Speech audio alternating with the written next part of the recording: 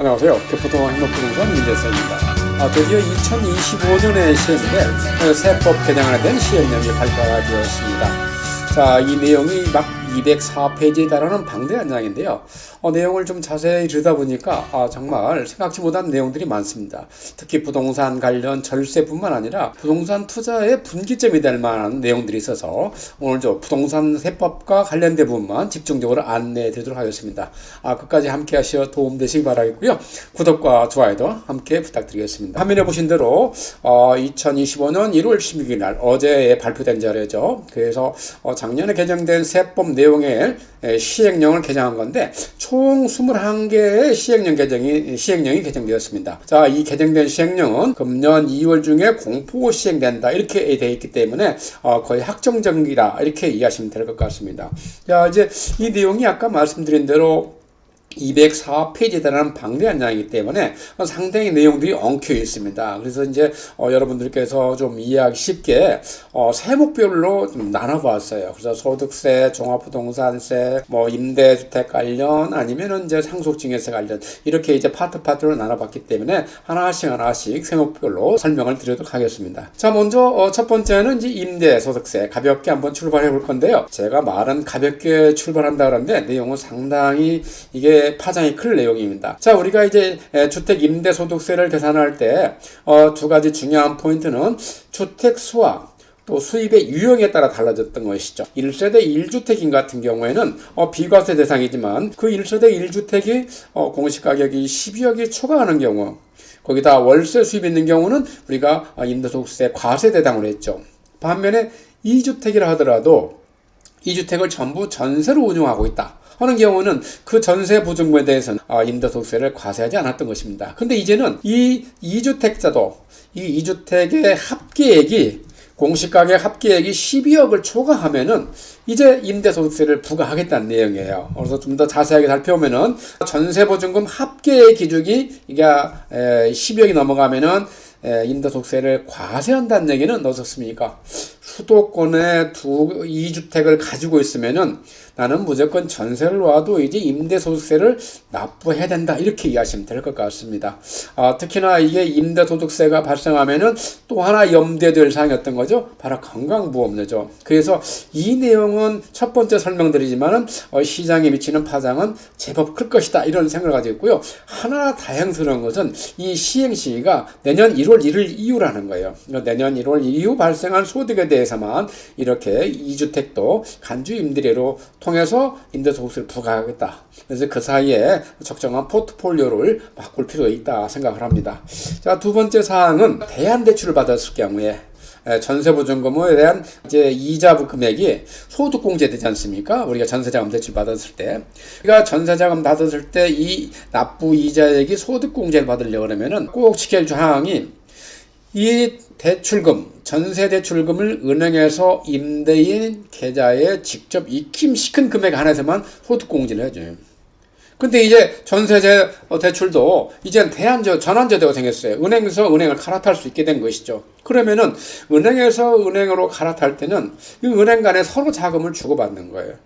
그러면 아까 말한 그런 요건을 충족할 수 없기 때문에 이 제도 변경에 따라서 전세자금 대출을 대안하는 경우는 은행 대 은행 간에 이체한 그 금액에 대한 이자도 소득공제하겠다는 내용으로 이해하시면 될 것 같고요. 그래서 특별한 내용은 아니라고 생각합니다. 그 다음에 이미 알고 계신 대로 다주택자에 대한 양도세 증가 한시배제가 1년 연장되어 있고요. 그 다음에 우리가 이제 양도소득세 할 때 중과비 대상이 2주택이든 3주택이든 약 14가지가 있습니다. 근데 이제 이에 하나에 더 이제 단기 임대주택이 추가됐는데, 단기 임대주택이 이제 금년 6월부터 이제 실시되지 않습니까? 그러면 그 단기 임대주택도 양도세 중과 대상에 제시키겠다. 이런 내용이 되는 것이죠. 물론 현재 양도세 중과 제도 자체가 5월 9일까지 한시 배제되기 때문에 큰 의미는 없는 것 같지만 일단 양도세 중과 제외 대상으로 포함됐다는 사항을 알고 계시기 바라겠고요. 그 다음에 이 내용도 상당히 중요한 내용이 되겠습니다. 시장에 상당히 혼선을 주는 내용인데요. 우리가 이제 주택을 용도 변경하고 잔금을 받았을 때 지금까지는 단계를 나눠 설명은 2022년 10월 21일 이전에는 주택을 매매 계약하고 그 매매 특약의 용도를 변경할 수 있습니다. 내가 주택 상태로 매매를 하지만은 그러니까 잔금 전에 이걸 상가나 근생으로 용도 변경할 수 있는 거예요.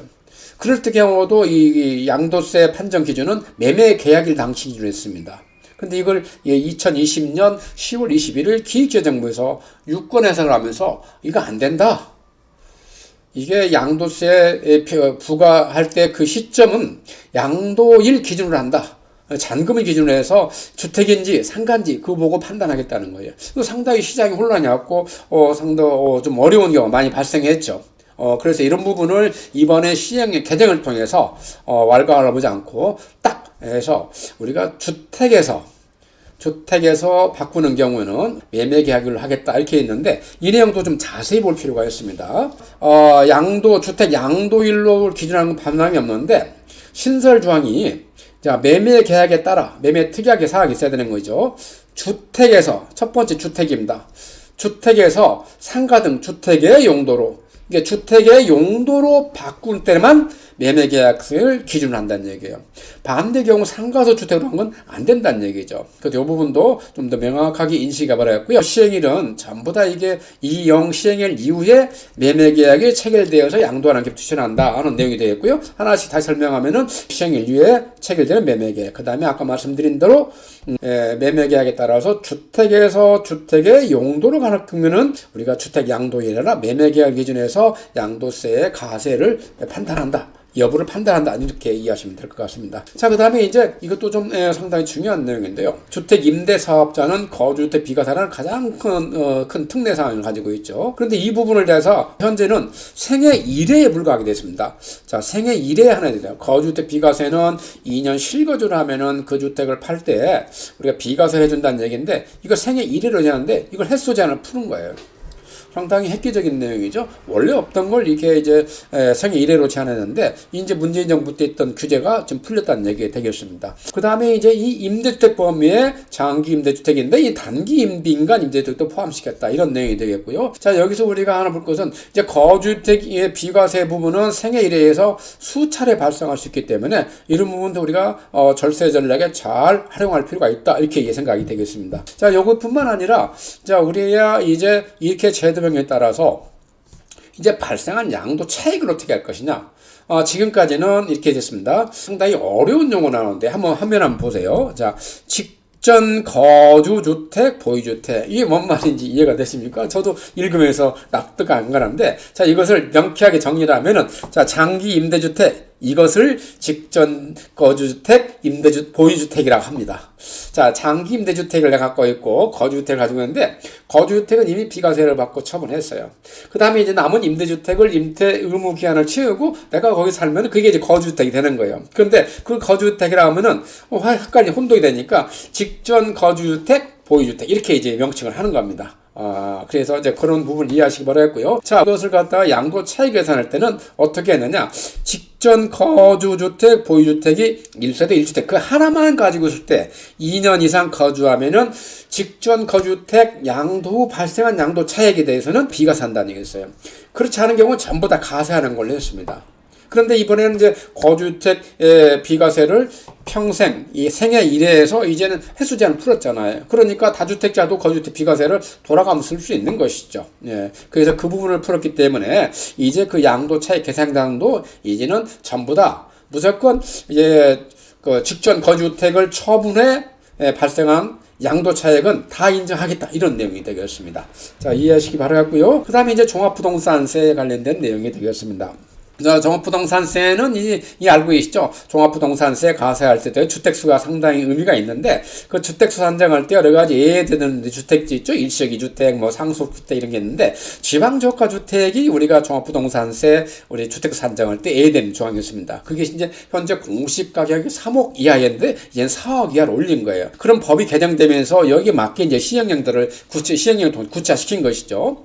그래서 아까 말씀드린 대로 공시 가격이 3억 이하에서 4억 이하로 온 거고, 그 다음에 이제 이 지방 저가주택에 대한 개념을 명확히 가지고 있어야 돼요. 어떤 것이 지방 저가주택인가? 이걸 갖다가 잘못 이해하면은 엉뚱한 지역에 주택을 구입하고 이게 이제 지방 저가주택에 주택수 한정 제외된다 이렇게 판단할 수 있는 것이죠. 제가 말씀드리면은 첫 번째는 자 비수도권이어야 됩니다. 수도권인 주택은 안 된다는 얘기예요. 두 번째는 비광역시여야 돼요.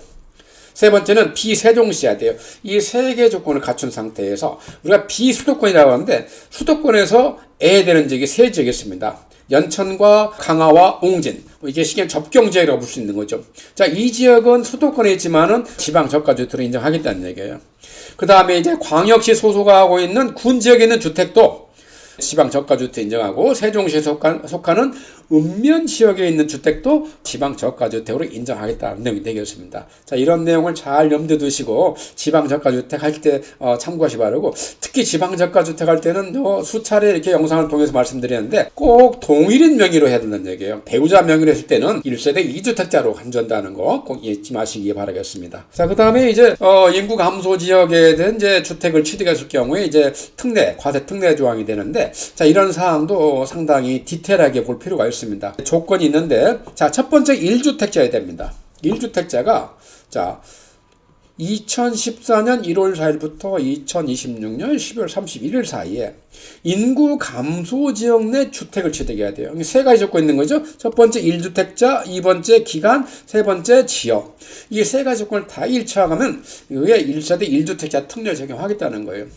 이게 1세대 1주택 특례가 좀 굉장히 큰 거죠. 그래서 이거 할 때 우리가 1세대 1주택 인정하는데 주택 소재지에 대해서 내용이 있다는 얘기예요. 아까 거의 말씀드린 내용은 똑같은데, 자, 인구 감소 지역의 소재하고 수도권 광역시는 인구 감소 지역도 제외한다는 것입니다. 그 다음에 수도권 내 접경 지역과 광역시에 있는 군 지역은 포함하겠다는 거예요. 자, 이런 쪽에 있는 것이 인구 감소 지역이 아니더라도 포함시키겠다는 것이죠.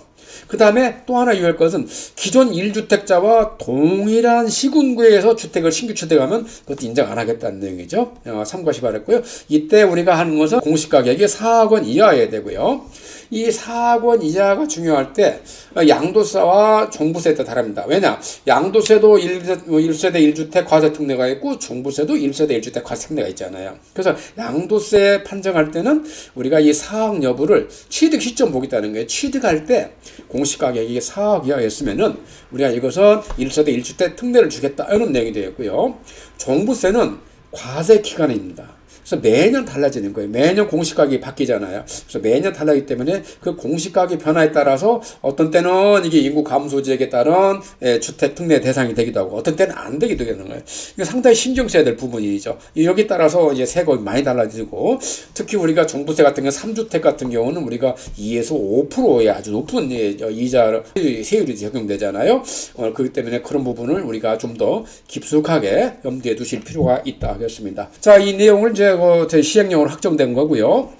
아까 말씀드린 대로 양도소득세는 비과세 혜택과 아울러서 장기보유 특별공제가 최대 80%까지 되고, 종합부동산 같은 경우는 기본공제가 12억에다가 노령 및 장기보유 공제가 최대 80%가 생기기 때문에 이 1세대 1주택 특례가 굉장히 큰 효과가 큰 것이죠. 이에 따라서 세액이 너무너무 많이 차이가 납니다. 참고하시기 바라겠고요. 자, 그 다음에 이제 또 비수도권 중고급 미분양 아파트를 미분양 주택을 취득하면은 동일하게 1세대 1주택을 준다는 것입니다. 마찬가지 양도세 종부세 같이 해당이 되고요. 여기도 1주택자가 가야 돼요. 1주택자가. 아까는 그 기간이 2024년 1월 4일부터 2026년 12월 30일인데 이 비수도권 중공업 미분양 아파트는 기간이 좀 짧아요. 2024년 1월 10일부터 2025년 12월 31일 사이에 수도권 밖, 비수도권이니까 중공업 미분양을 취득했는데 이 내용이 상당히 디테일하게 나와 있습니다. 그래서 면적 제한이 있고요. 면적 제한이 전용 면적이 85평방미터 이하야 되고 취득 가격이 6억 이하예요. 이 공시 가격이 아니라 취득 가격입니다. 이런 부분도 잘 염두에 두시기 바라겠고요. 자, 이 사용을 실제 이제 구체적으로 이 시행령에서 규정해왔는데 내용이 제법 복잡합니다. 첫 번째 이제 주택 면적과 주택 가액은 이제 말씀드렸잖아요. 여기다 양도자는 어때야 된다. 양수자는 어때야 된다. 그 다음 미분양 요건은 어때야 된다. 그 다음에 이제 미분양 하기는 어떻게 한다. 그 다음에 이게 끝나지 않았어요. 미분양 확인 절차까지 이렇게 구구절절 다 나와 있는 거예요. 그 얘기는 이 내용에 대해서 숙지하지 않고는 이 비수도권의 미분양 주택을 구입할 생각하지 말라는 얘기. 그렇게 받아들여도 되는 것이죠. 하나씩 잘 살펴보시기 바라겠고요. 자, 이 부분에 대해서 이해가 안 가지 않으면 저한테 전화 주셔도 되겠습니다. 자, 그 다음에 이제 우리가 종합부동산세 합산 배제할 때 여러 주택이 있는데 그 중에서 이제 우리 사원형 주택이 이제 가끔 공실나는 경우가 많습니다. 그래서 공실나는 경우는 합산 배제 대상에 제했는데 이제는 1년 중에 9개월 이상만 실질적으로 사원주택으로 활용을 하면은 합산 배제하겠다는 내용이 되겠습니다. 그런 내용이 큰 차이는 없을 것 같고요. 자, 그 다음에 이제 주택 임대 사업 관련 내용을 제가 좀 말씀드려 볼게요. 자, 민간 임대주택에 대한 세제 지원 다 나오면서 이제 우리가 그동안 임대주택에 대해서 상당히 규제를 하다가 작년부터 또 분위기가 바뀌면서 여러 가지 임대주택에 대한 그런 제도 부활이 나서고 있죠. 그러면서 이제 가장 대표적인 것이 단기 민간 임대주택 제도가 금년 1월부터 실시됩니다. 자, 그래서 단기 민간 임대주택에 대해서 양도세 중과세, 조등합부동산 합산 배제, 그다음 거주에 대한 양도세, 비과세 혜택 이런 것들이 다 적용된다는 것이죠. 새로운 제도가 생김에 따라서 기존에 있던 임대주택이 누리던 혜택을 다 동일하게 주겠다는 내용으로 이해하시면 될 것 같고요. 단기 민간 임대주택은 건설형과 매입형이 있습니다. 그래서 건설형 같은 경우는 공시 가격이 6억이야. 이건 지역 차이가 없어요. 근데 매입형 같은 경우는 수도권은 4억 원, 비수도권 2억 원 이렇게 지역별로 금액 차이가 있다는 것도 하나 특징이라고 이해하시면 되겠습니다. 임대 사업을 좀 더 활성화시킬 의지가 굉장히 강한 거예요. 그 얘기는 거꾸로 이렇게 생각해 보면은 그만큼 주택 임대 시장 자체 여건이 원활치 않다라고 정부에서 판단하고 있는 것이죠. 그 얘기는 그만큼 전월세 가격이 상승 요인이 상당히 상존한다. 이렇게 또 추가 해석을 할 수 있는 거고요. 자, 여하튼 경우에 이제 건설형 장기 민간 임대주택을 가액 요건을 지금 6억에서 이제 9억까지 상향하겠다는 거예요.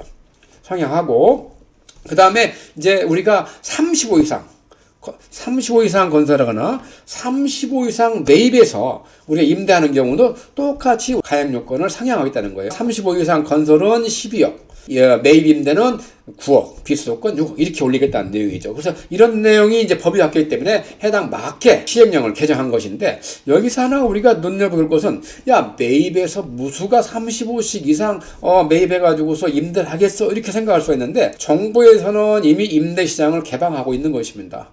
그래서 과거 박근혜 정부 시대에 뉴 스테이 전략이 정책이 나왔듯이 유사하게 지금은 국내 기업뿐만 아니라 해외 기업도 와서 임대 시장을 좀 활성화시켰다고 이렇게 문호를 개방하고 있는 것이죠. 그런 걸 염두에 두고 이렇게 만든 규정이다 이해하시면 될 것 같습니다. 아까 이제 단기 민간 임대주택 제도에 말씀드렸는데 좀 더 상세히 말씀드리면 아까 말씀드린 대로 건축형과 매입형이 있고 그 다음에 당연히 사업자 등록을 내야 되고요. 그 다음에 임대의 의무 기간이 최소 6년입니다. 최소 6년이고 그 다음에 건설 임대형은 공시가격이 6억, 그 다음에 매입형은 수도권 4억, 비수도권 2억 이렇게 되어 있고요. 면적 기준이 건설형은 있는데 매입형은 없다 이렇게 하시면 되겠고요.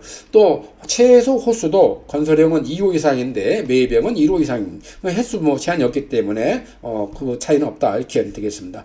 이제 문제는 매입 임대 같은 경우에 좀 내가 하고 싶은 생각이 드는데 이 조정 대상 구역 지역에 있는 주택은 제하겠다는 거예요. 그래서 이제 임대주택으로 등록해서 절세 혜택도 받고 세금 특혜도 받고 그 다음에 가격 상승 노리겠다는 부분은 좀 막아내겠다는 것이죠. 근데 현재 같은 경우 이제 조정 대상 구역 자체가 지금 전국에 4군데밖에 없잖아요. 강남, 서초, 용산, 송파 4군데밖에 없기 때문에 사실은 크게 의미가 있지는 않다 이렇게 생각하시면 될 것 같습니다. 그 다음에 이제 상속증여 관련해서 이제 또 한 가지 시행령 개정 사항이 있습니다. 우리가 상속증여 과정에서 상당히 어려운 부분이 이제 동거주택 상속공제인데 동거주택 상속공제가 여러 가지 조건이 까다롭잖아요. 그래서 그 조건을 다 일치했는데 현실적으로 보면 어떤 문제가 있냐면은 이런 부분이에요. 피상속인 또 상속인이 이 상속이 발생하기 전에 제3자한테 상속을 받게 되는 거예요. 상속받아서 언제 받는데 그것도 공동 상속받으면서 소수지분자인 경우예요. 소수지분자는 2주택인 경우가 있을 수 있기 때문에 그런 경우는 우리가 주택에서 공제한다, 제한다는 그런 조건을 가지고 있는데 이게 한 발 더 나가서 이 상속인의 배우자가 또 그런 경우가 있을 수가 있잖아요.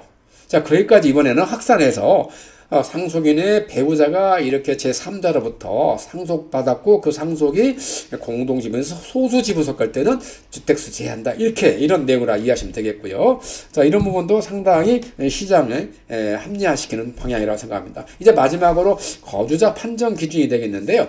이 거주자는 우리 세법에서 굉장히 중요한 요소가 되겠습니다. 정말 거주자, 비거주자나 많은 차이가 있고 대부분의 우리가 세법에서 하는 특례사항들은 거주를 대상화하고 있기 때문에 이 거주성 회복하는 게 굉장히 관건이었던 것이죠. 자, 그런데 이제 이번에 그 거주성 내용을 보완하면서 좀 완화시켰다 이렇게 이해하시면 될 것 같아요. 어떻게 완화했느냐? 우리가 이제 거주자의 정의는 어떻게 했습니까? 국내에 주소를 준 자 또는 국내에 거소를 두고 183일 이상 거주한다 이렇게 돼 있잖아요. 자, 근데 그것이 우리가 183일 이상 할 때 하나의 문제가 있었어요. 어떤 문제가 있었냐면은 그 문제가 바로 이 183을 기준할 때 과세 기간이라는 말을 했어요. 1과세 기간 중에 183일 이상의 거소를 둔 개인 이렇게 돼 있거든요. 그럼 1과세 기간은 뭡니까? 매년 1월 1일부터 해당 연도 12월 31일까지가 1과세 기간인 거예요. 근데 그 사이에 183일을 거주한다는 거예요. 그래서 그 사이에 해를 넘겨서 183일을 계속 거주해도 의미가 없다는 거예요. 이게 사실은 그런데 실질적인 의미는 없던 것이죠. 거주성을 확보하기 위해서 한 조건인데, 그래서 이번에는 그 조건 하나에서 그냥 해계 관계없이 183일을 계속해서 거소를 두면은 우리가 거주자를 보겠다. 물론 거주자는 이것만 한다고 지키는 거 아닙니다. 거주자 기본 원칙이 실질적으로 가서 보면은 실질 판단이기 때문에 이 사람이 여기서 거주자로서의 어떤 특혜를 받고 나가지 않을까 하는 부분이 해소되어야 거주성을 인정해 주거든요. 여하튼 간에 이런 부분이 완화됐다는 건 상당한 의미가 있다고 보고요. 그 다음에 우리가 이제 이 거주 기간을 계산할 때 해외에 출장하는 경우, 관광, 질병, 치료 등 목적으로 잠시 단기 가는 경우도 거주 기간으로 인정해주고 있습니다. 근데 이게 이제 명확화되지 않는데 이제 시행 규칙을 통해서 이걸 좀 더 명확하게 하겠다 이런 내용이 되겠고요. 자, 이런 부분들은 어떤 현재 비거주자가 거주성을 확보하는데 좀 더 이렇게 완화된 내용이다 이렇게 이해하시면 될 것 같습니다. 자, 오늘은 이제 2025년도 시행될 세법 중에서 부동산 관련된 부분 말씀드렸고요. 도움이 되시기 바라겠습니다. 부동산과 세금에 관련해서 궁금한 게 있으면 저희 행복부동산은 행복부동산에 언제든지 전화 주시기 바라겠습니다. 감사합니다.